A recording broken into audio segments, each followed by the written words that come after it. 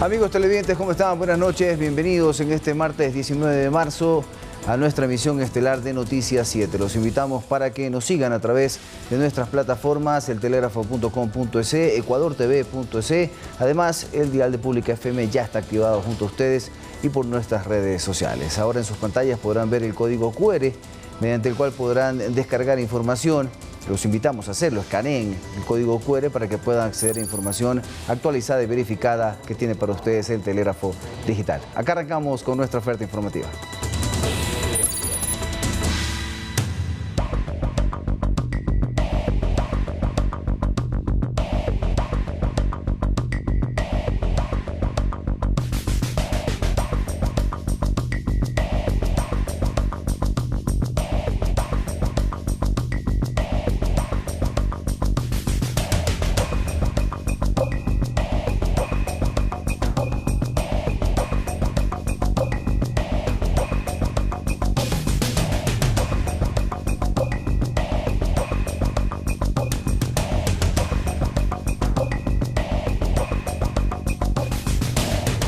El trabajo de la fiscal Diana Salazar es un tema que enciende ánimos en el Pleno de la Asamblea y desvela posturas radicales sobre su gestión. Por temas de agenda parlamentaria quedó diferido para otro día el debate de una propuesta de resolución para respaldarla y brindarle independencia de funciones a la institución en la Fiscalía. Este planteamiento de la bancada socialcristiana busca reconocer la independencia en el trabajo investigativo de la Fiscalía relacionados a procesos investigativos en casos de corrupción, narcotráfico y crimen organizado y rechazar la intromisión, desnaturalización y violencia política hacia los funcionarios del Ministerio Público que investigan estos temas. El asambleísta independiente Jaime Guevara cuestionó que ahora en la dirección de Henry Kronfle se quiera tratar este tema cuando días atrás, bajo la dirección de la primera vicepresidenta Viviana Veloz de la Revolución Ciudadana, no hubo los votos para que se incorpore en el orden del día y se analice una moción casi similar presentada por el Movimiento Construye. Bueno, es parte del ejercicio en el que, diríamos, de manera muy práctica, tratan de lavar la cara sobre algo que estaban negando. Y de plano, la bancada de la Revolución Ciudadana es firme en sus cuestionamientos a la fiscal Salazar. Considerando algo que sí nos preocupa a todos los asambleístas y es la forma selectiva con la que actúa la fiscal general del Estado. Usted sabe que hay varios temas que se le ha pedido a la fiscal para que dé tratamiento y ella no ha dado paso. Uno de los puntos que generó interpretaciones por parte del legislador Camilo Salinas del Movimiento Construye es que en la resolución se pide a la Fiscalía que informe a la Asamblea las fechas del inicio de las investigaciones de los casos más mediáticos, al igual que el comienzo de las investigaciones por presunto peculado en contra del expresidente Guillermo Lasso y de un supuesto tráfico de influencias de Fausto Murillo y Juan José Morillo. Hay otro tema puntual que está como cortina de humo. Abren otros tipos de investigaciones en donde para nosotros es querer meter mano y ser campanero y tener información privilegiada. Esta resolución se tratará en una nueva sesión. La fecha la determinará el titular de la Asamblea. Javier Ceballos, Noticias 7. Colectivos femeninos piden retirar el artículo del aborto del COIP, lo que abriría, en este caso, el aborto y todos los casos, y no solo cuando existía una violación. Grupos pro vida rechazan estas intenciones y presentan sus argumentos. En febrero de 2022, la Asamblea Nacional despenalizó el aborto en casos de violación. 2 años pasaron y según datos de la coordinadora de la Alianza de Derechos Humanos, solo 93 abortos por esta situación fueron registrados. Y por el contrario, existen cifras altísimas de niñas que han sido madres en estos años, ¿no? Solamente en el 2022 hubo más de 1.900 niñas que fueron madres. Niñas me refiero a las niñas que tienen entre 10 y 14 años. Varios colectivos se unieron y entregaron en la Corte Constitucional un pedido para que el artículo del aborto sea retirado del Código Orgánico Integral Penal. Si esto se concreta en el país, el aborto será libre, no solo para casos que tengan como antecedente una violación. Es un tipo penal que ya lleva en vigencia más de 152 años, es una legislación arcaica que tiene que ser revisada y tiene que ser tratada por la Corte Constitucional. Amparo Medina de la Fundación SOS Mamá es parte de los colectivos que defienden la vida desde la concepción. Ve a ese pedido como un error. Nos asombramos de el nivel de violencia del país, pero el nivel de violencia en este país está iniciando en el vientre de otra mujer, cuando una madre decide eliminar la vida de su propio hijo. Dice que irán a la Corte Constitucional a pedir que los jueces no den paso a esa solicitud. Ninguna organización está en ese momento planteándose cuáles son las necesidades de una madre embarazada, qué es lo que como sociedad, como Estado podemos ofrecerle para que mejore su calidad de vida, cuáles son las necesidades de esta madre embarazada, sino que como si fueran productos desechables, lo que se hace es, no me sirve, me estorba, es un gasto, entonces lo eliminamos. El pedido ingresó a la Corte Constitucional. Conocer si la solicitud es aceptada o no tomará tiempo. Y la tarde de este martes, la Comisión de Desarrollo Económico de la Asamblea aprobó con 6 votos positivos y 3 en contra el informe para segundo y definitivo debate del proyecto de ley para el fortalecimiento de actividades turísticas y fomento del empleo. Esta iniciativa, la quinta enviada por el Ejecutivo con el carácter de urgente en materia económica, será debatida en el hemiciclo del Legislativo este jueves por la tarde. Todo esto, para su aprobación, se requieren 70 votos.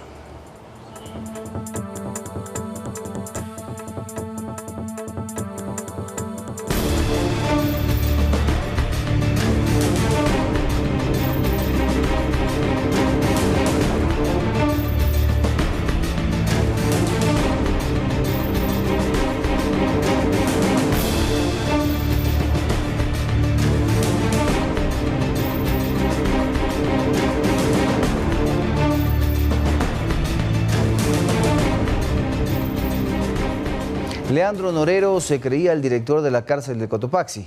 Su brazo derecho y compañero de celda declaró ante la Fiscalía que el patrón financiaba los agasajos en la prisión. Esto coincide con los chats de indagación del caso Metástasis.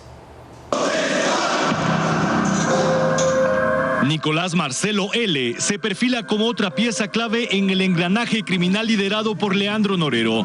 Fue compañero de celda del narcotraficante y por pedido de Fiscalía rindió versión este sábado. Se acabó el censo penitenciario. Iban a hacer un evento que pagó Leandro. Todos los eventos de la cárcel, agasajos, celebraciones, festivales, todo salía del bolsillo de Leandro. Él incluso remodeló muchas cosas de las oficinas. En la celda de él puso una bomba de agua. Por eso es que en la celda de transitoria número 3 hay agua potable 24/7. Él le dio la plata a... En su declaración se refiere al oficial de policía Vladimir A., quien llegó incluso a ser jefe del GIR y por su hoja de vida se perfilaba como uno de los posibles oficiales que podría ascender a ser general de policía. Por ahora es mencionado en el expediente del caso Metástasis sin ser procesado. El testimonio del compañero de celda de Leandro Norero coincide con las conversaciones que consta en el expediente del caso Metástasis. El 18 de julio de 2022 le escribe a Elibev A., señalado por la Fiscalía como el responsable de sobornar a funcionarios judiciales de Manabí, Cotopaxi, Guayas y Santo Domingo. Mi estimado, ¿habrá chance para hacer una transferencia de 3.000? Transferencia no creo, mi estimado. Depósito en cajero sí, de una, mi estimado. El narcotraficante financiaba una celebración por el Día del Recluso. De una, mi estimado. Igual ya pregunto para ver si me ayudan con algunas cuentas con transferencias. Lo que voy a depositar es para un evento que vamos a meter unos chanchos por el Día del Recluso. Acá parece que soy el director. La información fiscal detalla transacciones de empresarios destinadas a cumplir los deseos y caprichos del narcotraficante Norero. Se menciona, por ejemplo, al empresario Helio Ernesto A., vinculado la semana pasada al proceso. También se menciona a los empresarios Ángel L., Eduardo R. y Rommel T., empresarios que habrían facilitado sus cuentas bancarias para mover dinero de Norero. En el expediente del caso Metástasis también se registra depósito de dinero a Alejandra D., excomisionada de pacificación carcelaria. Alejandra D., 3.000. Ya le hago, señor. Deme un momentito. El abogado de la excomisionada cree que buscan mancharle de lodo ajeno y hace señalamientos. El SNAI potencialmente, o quien estuvo de director, manejó fondos incluso de Norero. Y ahí es donde nosotros vamos a encontrar la justificación del intento de incriminar a mi defendida. En el expediente Metástasis también constan varias transacciones por distintos montos a favor de la guía penitenciaria Caterine P., por un total de $10,000 que, según la Fiscalía, era dinero que le depositaba Norero para que realice las compras que posteriormente, de forma ilegal, ingresaban a la cárcel de Cotopaxi. El Servicio de Atención a Privados de la Libertad, SNAI, informó que la Unidad de Garantías Penitenciarias del Guayas resolvió conocer la prelibertad del reo Alan Arellano, que cumplía una sentencia en la penitenciaría del Litoral. Según el SNAI, el juez resolvió la libertad porque ya cumplió el 95% de su condena y por ello Alan A. deberá presentarse cada 15 días en la unidad judicial del Guayas y además completar sus estudios académicos, mantener un domicilio fijo y no tener procesos judiciales pendientes. Arellano, conocido por muchos como alias Alan o AA o la firma, formaría parte de las Águilas, brazo armado de los choneros, y está señalado en casos de narcotráfico, robo, porte de armas, delincuencia organizada e intento de asesinato.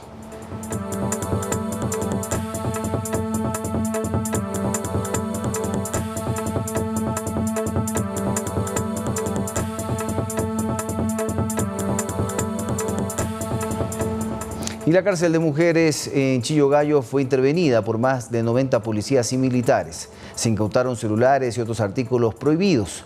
Cabe señalar que Mayra S., testigo protegida de la Fiscalía en caso Metástasis, se mantenía recluida en dichas instalaciones, descartándose que haya sido trasladada a otro centro de reclusión.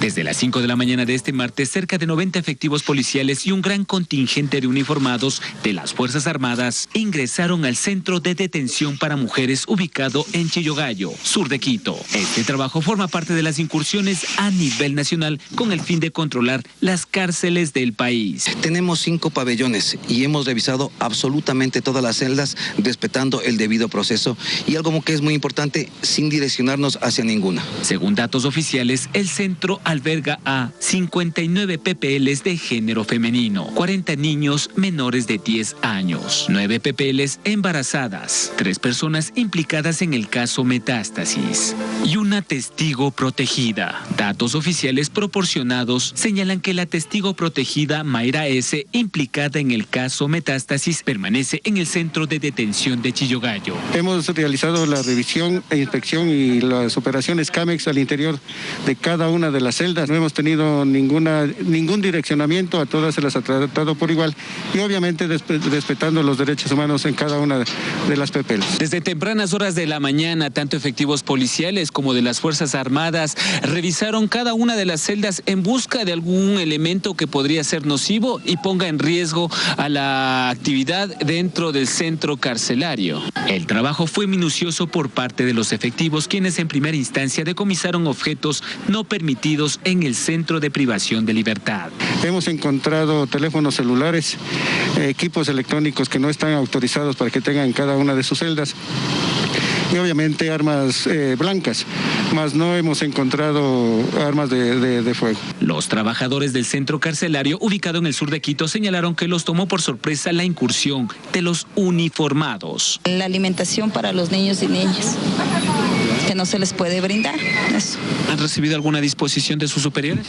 Hasta el momento ninguna, pero ya tienen conocimiento. Se ha visto tranquilidad, no se ha visto cosas alarmantes ni nada, siempre es organizado adentro con los guías, con policías y la seguridad y más que todo al momento de ingresar revisan todo y no se ha visto nada. El operativo en el centro de privación de libertad de Chillogallo se extendió hasta el mediodía. Fuentes oficiales señalan que estos trabajos seguirán de manera continua en el resto de los centros carcelarios del país. Y nuevamente el ex vicepresidente Jorge Glass pierde sus derechos políticos y de participación. Una jueza revocó la resolución que favoreció hace meses atrás al exfuncionario de Estado. La jueza de la Unidad Judicial Multicompetente del Cantón Yaguachi, Carly Vargas, revocó las medidas cautelares emitidas el 9 de junio del 2023 por el entonces juez John Rodríguez Mindiola, quien dispuso en ese tiempo que Glass podría ser candidato en las elecciones anticipadas. Actualmente Glass tiene 2 sentencias por casos de corrupción y desde el 17 de diciembre se encuentra en la Embajada de México en Ecuador en calidad de huésped. Esto tras ser requerido por la justicia por el caso Reconstrucción de Manabí, donde se investiga el delito de peculado en las obras ejecutadas tras el terremoto del año 2016.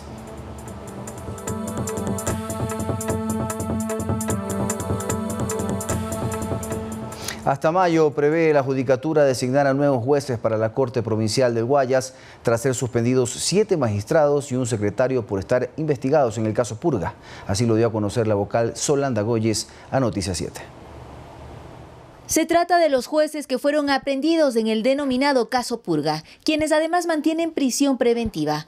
En total son 7 magistrados los suspendidos, según lo informó la vocal del Consejo de la Judicatura, Solanda Goyes, en el espacio de entrevistas de Noticias 7. Hemos procedido el viernes pasado a suspender a los 7 jueces y a un secretario, y eso implica también suspensión del salario. Además, se lleva un concurso interno entre jueces de primer nivel para seleccionar a los nuevos jueces que ocuparán estos cargos. Esperamos en 1, máximo 2 meses tener ya nuevos jueces para la Corte, ¿no? Adelantó que se realizan esfuerzos por depurar al personal judicial en esa provincia. Algunas personas ya han salido de la Dirección Provincial del Guayas y pues se les ha desvinculado. Se les ha desvinculado, y otros hay personas que tienen nombramientos, entonces se les ha reubicado, y yo creo que ese es un proceso paulatino, progresivo, que hay que ir trabajando. Así también Goyes explicó que avanza el concurso para la designación de jueces y conjueces de la Corte Nacional de Justicia. Tras reformar el reglamento, esta semana se chequeará la codificación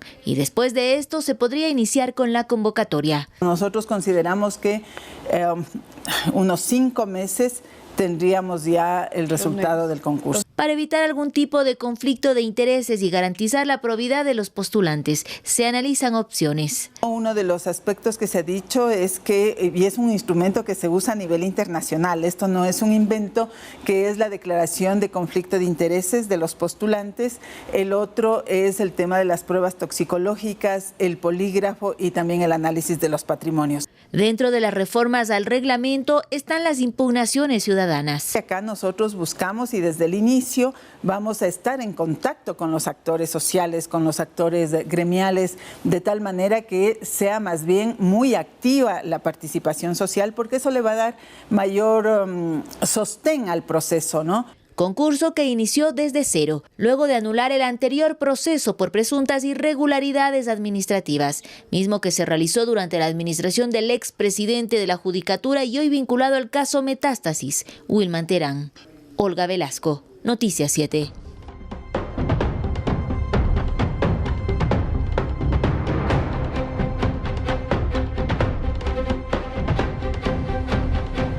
Miembros de la comisión encargada de elegir al defensor público fueron amenazados durante una sesión en vivo para que detengan el concurso.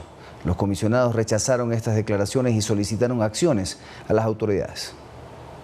La tarde del pasado lunes, mientras los miembros de la comisión encargada del concurso para defensor público sesionaba, recibieron un correo electrónico que les llamó la atención a través del usuario Diego Chumana.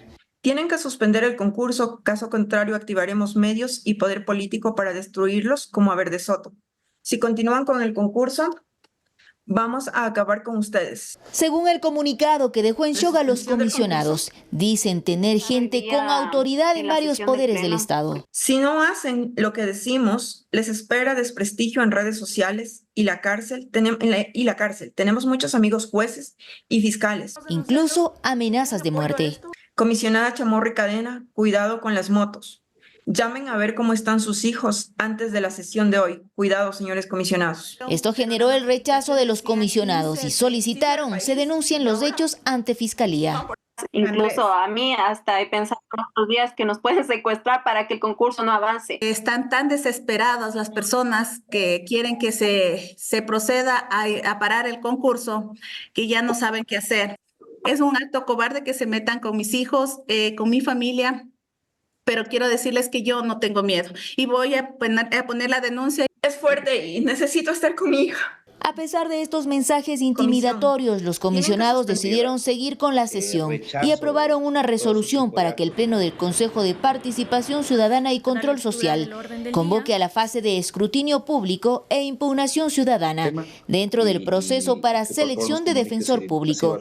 En este concurso, los mejores puntuados son Rodrigo Daniel con 96,46 puntos, Byron Guillén con 83,46 puntos y Jorge Ballesteros con 80,07 puntos. Con redacción de Edison Saavedra, Olga Velasco, Noticias 7. El presidente Daniel Noboa recibió a directivos de la Sociedad Interamericana de Prensa para dialogar sobre el rol del periodismo en la región. Desde esa entidad expresaron su preocupación por ciertos puntos que consideran que están en riesgo.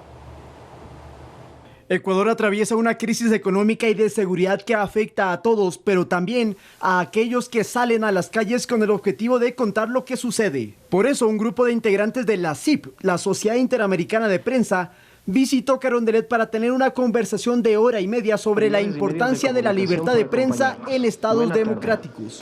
Compartimos esta lucha por combatir esos enemigos comunes que muchas veces tenemos, que han causado en muchísimas de nuestras sociedades violencia, daños. El enemigo común de la prensa son la inseguridad a su labor, el crimen organizado y la censura. Pero los representantes de la CIP salieron conformes con la reunión mantenida en el Palacio. Nos entusiasma el mensaje que recibimos, la conversación que tuvimos con el presidente Noboa, porque nos dejó claro que busca estar a la altura de un hombre de Estado que piensa no en la siguiente elección, sino en la siguiente generación. Sin embargo, el titular de la CIP expresó su preocupación en 4 problemas puntuales que el Ecuador necesita resolver. Primero, fortalecer los mecanismos de protección a los periodistas. A analizar el combate a la impunidad desde el periodismo. Reformas legales para que el periodista no vaya a la cárcel por realizar su trabajo. Y fortalecer las leyes de acceso a la información pública. Ante todo esto, el secretario de Comunicación de la Presidencia, Roberto Izurieta, señaló que compartimos esas preocupaciones, estamos trabajando en los 4 puntos, en aquellos que están sobre todo más en el ámbito ejecutivo y por supuesto con las limitaciones de las situaciones que estamos viviendo. Además, ciertas acciones sugeridas necesitan obligatoriamente que la Asamblea Nacional sea la que las aborde y con ello evitar que la libertad de información esté en peligro por el intento de acallar a quienes relatan los hechos del día a día. Lautaro Andrade Castro, Noticias 7. 400 mujeres gestantes y madres de niños menores de 2 años de la provincia de Imbabura se suman al programa integral de prevención de desnutrición crónica infantil y al bono de los 1000 días. En un evento que se desarrolló en el Complejo Cultural Peguche, el presidente de la República, Daniel Noboa, junto a la titular de esa cartera de Estado, María José Pinto, destacaron que el gobierno ha destinado para esta causa 342 millones de dólares. Esto con el fin de proteger a la nueva infancia. Las beneficiarias reciben un control prenatal, control de niño sano, vacunación, parto, en el caso del parto institucionalizado y consejería en todos los centros de salud a nivel nacional, entre otras acciones que previenen y reducen la desnutrición crónica infantil. Gracias a este trabajo de la Secretaría y la articulación en territorio, como gobiernos autónomos aquí presentes, logramos que 160,000 menores de 2 años y 47,000 mujeres embarazadas cuenten con los servicios integrales para prevenir la desnutrición crónica infantil. No se afecta solamente al presente, al no atender a la niñez, se afecta el futuro, se afecta la posteridad, se afecta el desarrollo, se afecta el progreso. Nosotros tenemos que cambiar la dinámica de los gobiernos, tenemos que volver el futuro una prioridad, tenemos que volver a las siguientes generaciones nuestra prioridad.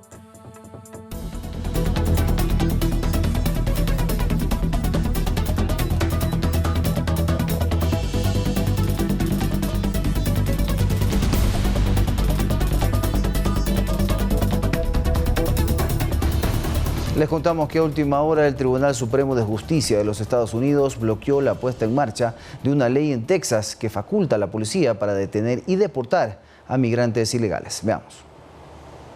La sola sospecha sería motivo suficiente para que un policía pida papeles a personas en la calle y, de no tenerlos en regla, ser detenidos y, en el mejor de los casos, deportados. Todas las agencias policíacas de Texas tendrían autoridad para revisar el estatus migratorio de los residentes del estado. No obstante, la ley anti-inmigrantes, conocida como SB4, que pretendía aplicarse desde este lunes en Texas, Estados Unidos, fue bloqueada a última hora por el juez Samuel Alito, que en 2 ocasiones anteriores ya la había frenado. La normativa, que es una de las más drásticas de la historia de Estados Unidos en materia migratoria, debió entrar en vigencia el pasado 5 de marzo, pero en aquella ocasión un juez federal la prohibió. La SB4 tipifica como un delito menor el ingreso irregular de una persona a territorio norteamericano y permite su expulsión sin un proceso legal de por medio o arrestarla si el agente así lo considera. Y si la persona es reincidente, se convierte en un delito grave por el que puede recibir hasta 20 años de cárcel. La lucha es entre el fiscal de Texas, Ken Paxton, que busca la aplicación de esta ley, y la administración del presidente norteamericano Joe Biden, junto con defensores de los inmigrantes que la consideran inconstitucional.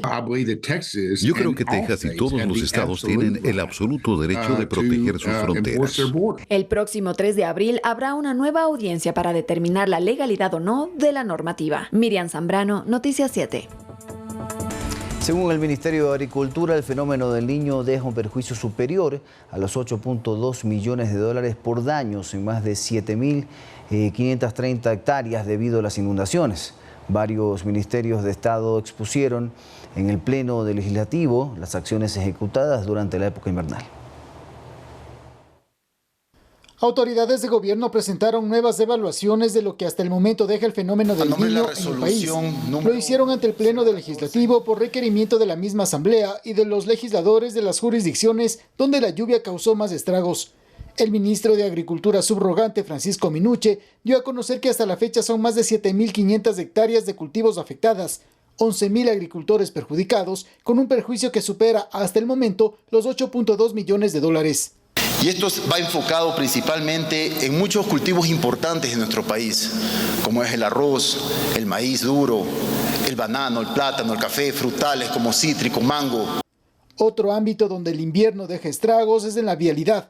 Roberto Luque, ministro de Transporte y Obras Públicas, detalló las zonas viales que mayores problemas presentan para la libre movilidad. Es lo que está sucediendo en Azuay, en la cuenca Molleturo, el Empalme y la cuenca Girón Pasaje, en donde hay puntos críticos que generan interrupciones viales. Tenemos Cañar, la vía Sud Cochancay, tenemos en Bolívar, hay 3 vías que están sufriendo con problemas, en donde vamos a tener intervenciones con puentes Baileys.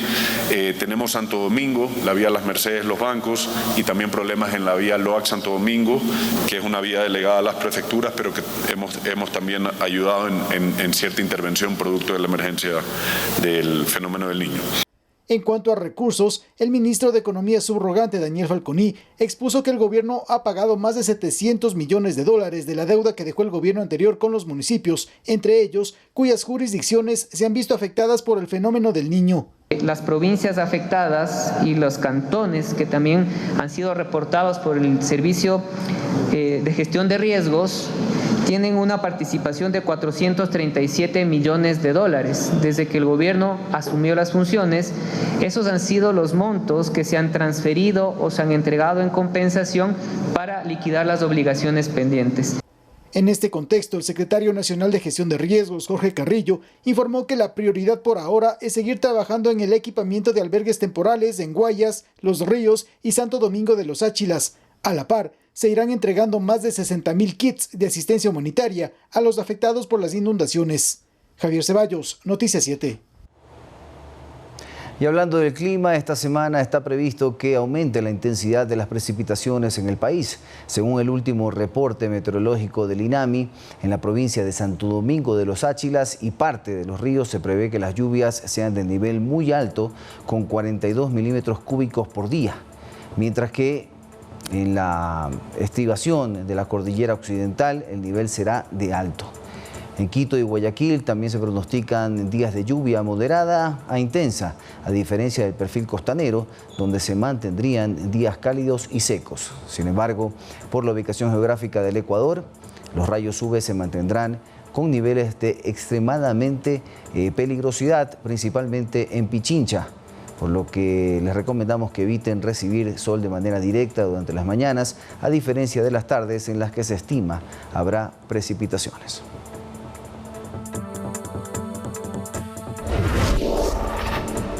Y el Pleno del Consejo Metropolitano de Quito realizó una condecoración post-mortem a Manuela Cañizares para Paola Roldán, quien falleció el pasado 11 de marzo. Su padre, Francisco Roldán, fue encargado de recibir este reconocimiento a nombre de su hija, diagnosticada con esclerosis lateral amiotrófica, y quien a través de una demanda ante la Corte Constitucional logró la despenalización de la eutanasia en el país. Esta condecoración post-mortem está destinada a las personas que se han destacado por su trabajo en la defensa de los derechos humanos. Escuchamos las declaraciones del padre de Paola Roldán. Agradecerles a ustedes por esta condecoración que nos llena de orgullo, condecoración tan importante y que constituye un bálsamo en este dolor que enfrenta la familia. Paola fue una valiente guerrera, luchó por su vida hasta el final de sus días y levantó la voz e inició una acción que tenía por objeto y finalidad ayudar a aquellas personas que no tienen voz, a aquellas personas de escasos recursos económicos que necesitan la ayuda del Estado, la ayuda de los municipios para poder sobrellevar enfermedades catastróficas como la que padeció mi hija.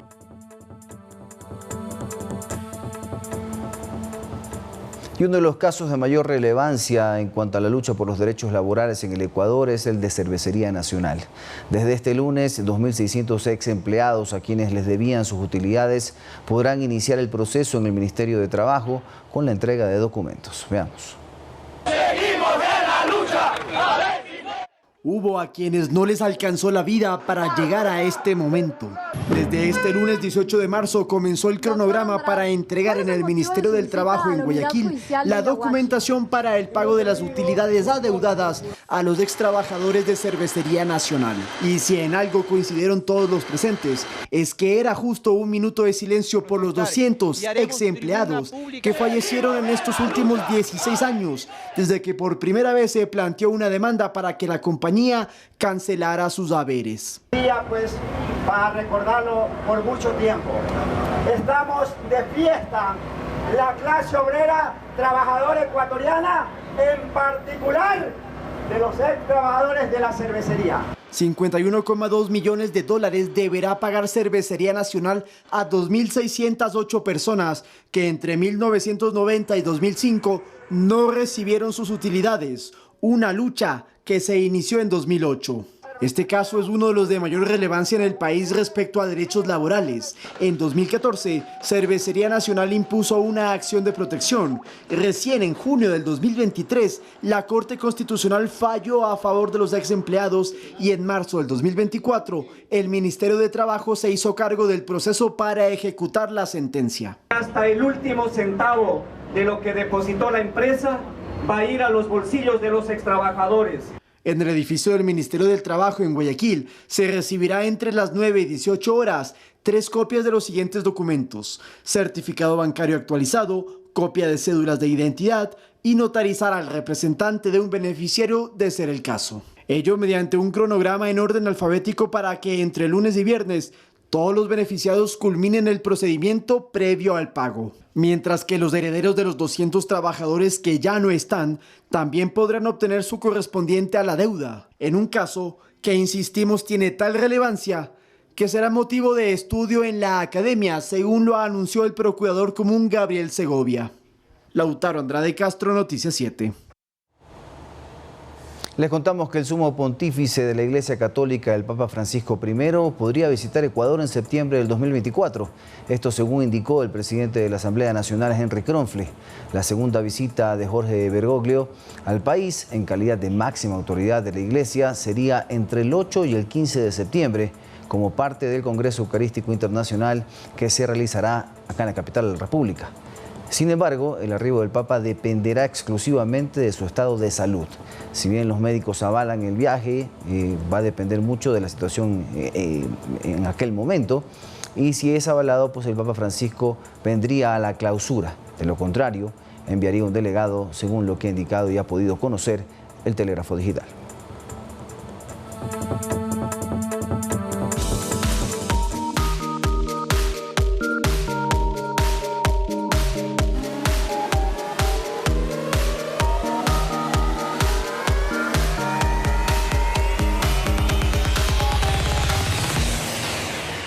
Y les contamos sobre un nuevo descubrimiento en la fauna silvestre de nuestro país. Aunque el nombre pueda sonar irónico, se trata de una nueva especie de sapo al que han bautizado como bello. Veamos los detalles a continuación. Son animales escurridizos, con ojos prominentes y un sonido característico. Aunque una de sus peculiaridades no es la belleza, este sapo en particular desafía esa percepción. Se trata del sapo bello de la caña, bautizado por científicos como una nueva especie de sapo gigante. Estos sapos son comunes en las áreas pobladas de la costa ecuatoriana y pueden alcanzar un tamaño considerable, con las hembras adultas capaces de medir hasta 14 centímetros de largo. El nombre Rinella bella contrasta con el de su especie hermana, Horribilis, lo que demuestra que la percepción de si los organismos son bonitos o feos varía según cada persona. Además, es importante destacar que la apariencia no tiene ninguna correlación con la importancia ecológica. Ecuador es reconocido como uno de los países con mayor biodiversidad de anfibios en el mundo. El sapo bello de la caña se suma a la lista de más de 600 anfibios formalmente descritos por la ciencia en Ecuador, de los cuales más de 300 son endémicos. Este hallazgo destaca la riqueza y la importancia de la biodiversidad en el país.